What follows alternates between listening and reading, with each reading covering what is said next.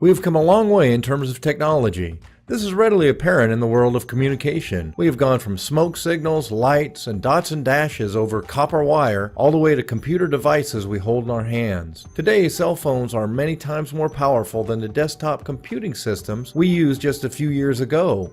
What has supported this epic change? Science. What is your definition?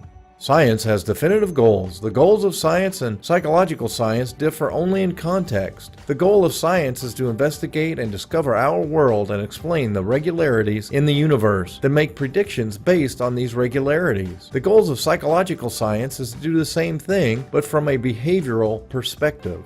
Science is a body of knowledge created by scientists. It is an organized way to use the evidence we discover through our investigations to learn about our natural world. Listening to authority or logic is not the purpose or way we gather evidence. Imagine if Galileo listened to authorities. We would still think the sun goes around the earth. Those same authorities forced Galileo to recant the theory or face death. As scientists, we use empirical methods to discover evidence. What do you think makes something empirical? Because of this, empirical evidence-based approach science is objective and should be repeatable. If another scientist studied the same thing, they would report the same thing. If you put forth an incorrect theory, you would be proven incorrect when another scientist tests your theory. This is the self-correcting nature of science. It is a characteristic of science to be tentative and progressive. There is always something new to discover. We're never sure if we have the whole truth. This is quite different from authority-based knowledge. It has proven difficult to be a scientist in an authority-based society. Just ask Galileo. Science is parsimonious. We don't try to have overly complex models.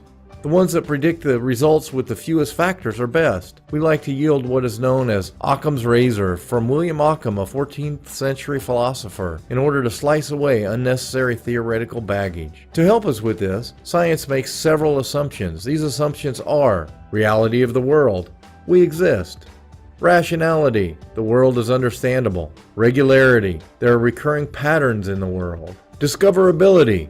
We can discover solutions to the problems we study. Causality. Events happen because of preceding causes. The goals of science are: discover regularity, describe the behavior, discover laws, search for causes, the development of theory, explanations for laws that we discover. How does science progress, and what is a paradigm shift? One thing that many consider important to understanding science is the nature of progress in our field. One seminal figure is Thomas Kuhn, who emphasizes the role of scientific revolutions as a concept of the scientific paradigm. The key takeaway points: scientific progress isn't always smooth. It's punctuated by scientific revolutions where old ideas, theories are overthrown by exciting new ones proposed by brash newcomers. That's a paradigm shift, according to some. A good example of paradigm shift was the Copernican revolution, where the sun became the center of the solar system. Science has developed as it has today because of its success. We have a philosophical outlet and practical methodologies that let us explore the world. We have procedures that can discover and test the lawful nature of many things. We are no longer tyrannized by appeals to authority. We form hypotheses and we test them. Our decisions are based on the results. In fact, rather than fearing change, we await the next scientific revolution with anticipation, for who knows what progress it may bring us.